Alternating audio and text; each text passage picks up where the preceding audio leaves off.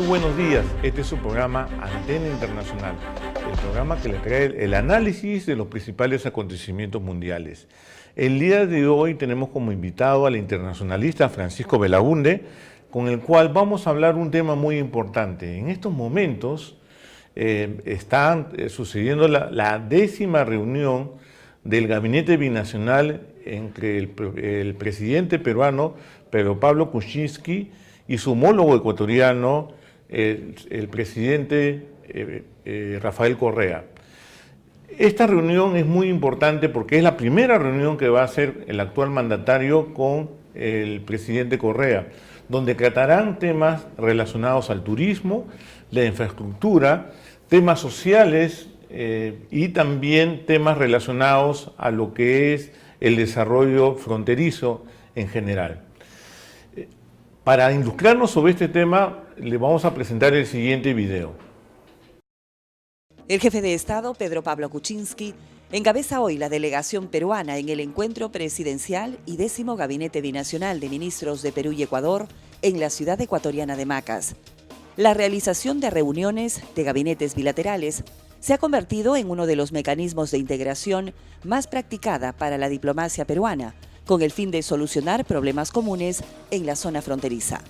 De acuerdo al presidente del Consejo de Ministros del Perú, Fernando Zavala, ambos países discutirán temas relacionados al desarrollo de temas sociales, seguridad y defensa, turismo, temas ambientales, energéticos y mineros e infraestructura y conectividad. En forma concreta, se tratará sobre el proyecto de riego Puyango-Tumbes y temas relacionados a la pesca. Tanto el presidente peruano como su homólogo ecuatoriano Rafael Correa habían manifestado sus deseos de realizar esta nueva reunión del gabinete bilateral con el fin de profundizar las relaciones entre ambos países.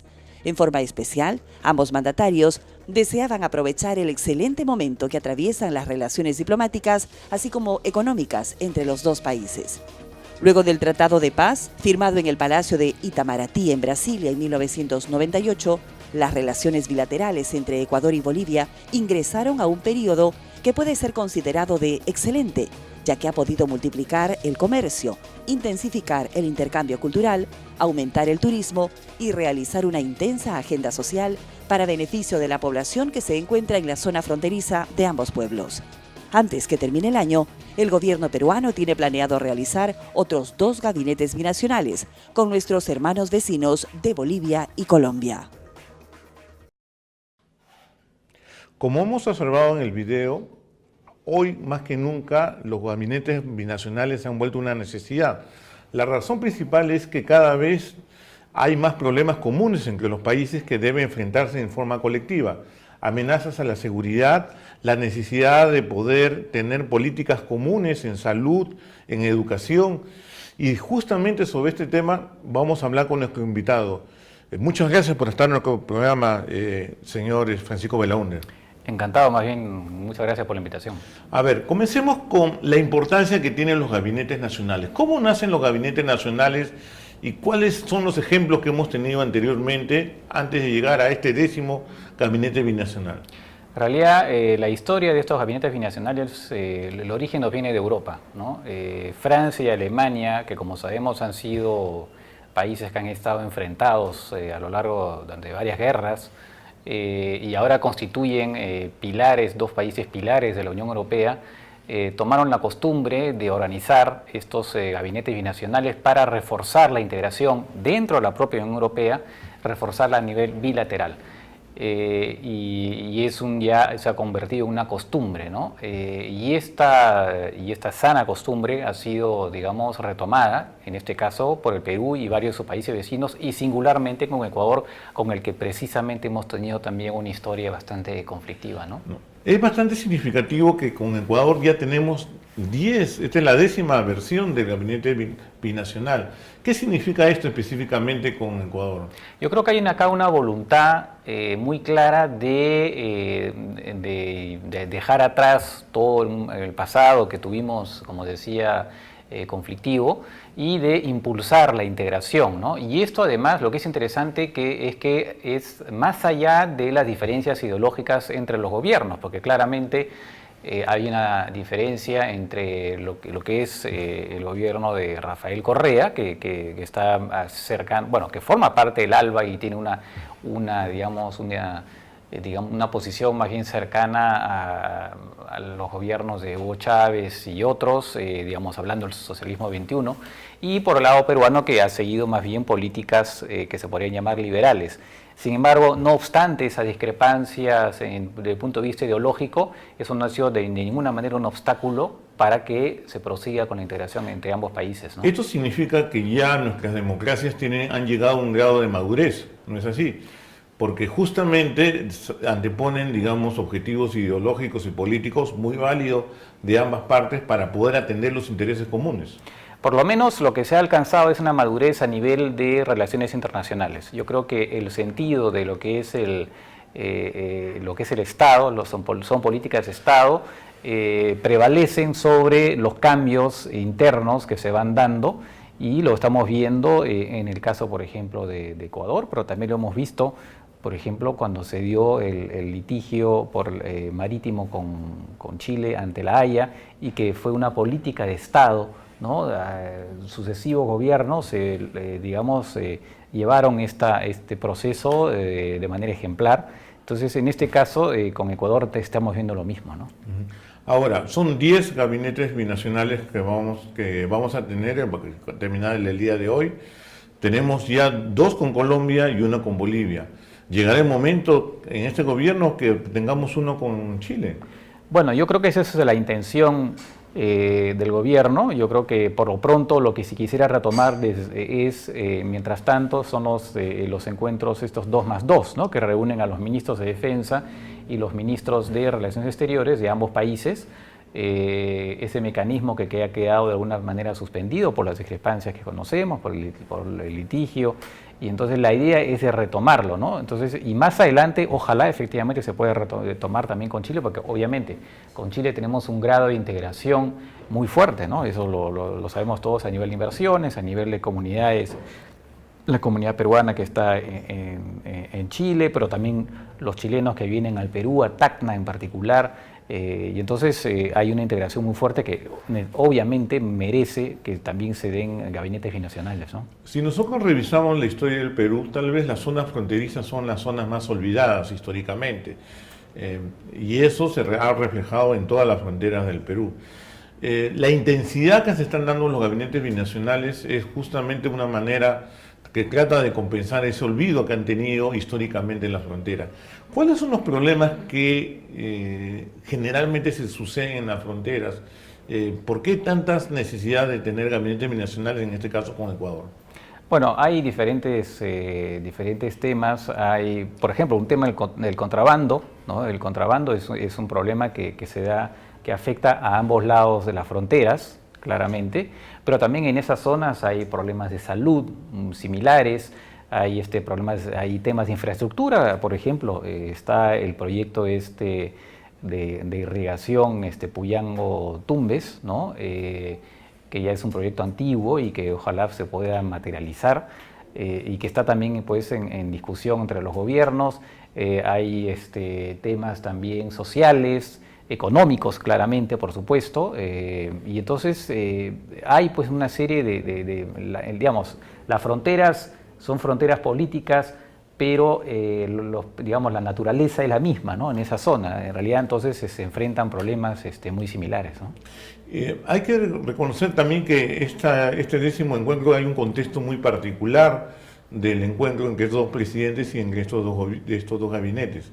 El primero de ellos es que es la primera vez que el presidente Pedro Pablo Kuczynski se va a encontrar con Correa, ¿no es así? Sí, claramente es una circunstancia particular. Ahora, por otro lado, mientras que llega el presidente Kuczynski, el presidente Correa en realidad se podría decir no está totalmente a salida, pero está cerca de la salida, porque ya en todo caso parece ya confirmado que no se va a presentar a una nueva reelección. Y por lo tanto... su vicepresidente va a ser candidato. Así es, ¿no? Y entonces él, digamos, él que ha realizado gabinetes binacionales con otros 2 presidentes, este es el tercer presidente peruano con el que se reúne, pues probablemente sea su último gabinete binacional, ¿no? Ahora, También es cierto que este contexto muy particular obedece a que Ecuador por primera vez ya tiene cerradas sus fronteras.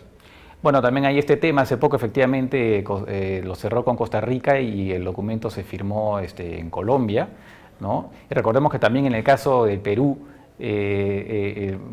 Ecuador fue de alguna manera protagonista en el sentido que, digamos, para evitar que, para sacarle un argumento a Chile, ¿no?, en el tema del litigio, firmó un tratado con Ecuador donde se reafirmaba lo que se había acordado en estos famosos convenios pesqueros. De esa manera se dejó tranquilo Ecuador con este tema y no pudo, digamos, Chile utilizar el argumento ecuatoriano contra el Perú, y eso fue una acción de la Cancillería muy importante que nos ha ayudado en este caso, ¿no? Entonces ahí Ecuador se convirtió, entre comillas, en un aliado en este caso, ¿no? Ahora, generalmente cuando uno le pregunta al embajador cuáles son los niveles de las relaciones con cualquier país, siempre te dicen que este es el momento más óptimo que existe, ¿no? Ahora, si analizamos cuál es el nivel de relaciones en estos momentos de Perú y Ecuador, ¿qué cosa podrías decir? Yo creo que las relaciones con Ecuador se han mantenido en un nivel muy alto prácticamente desde que se cerró el conflicto, ¿no? Ha habido una voluntad política de los gobiernos de ambos países de desarrollar, ¿no?, estas relaciones, justamente, como decía, con la voluntad de dejar atrás el pasado.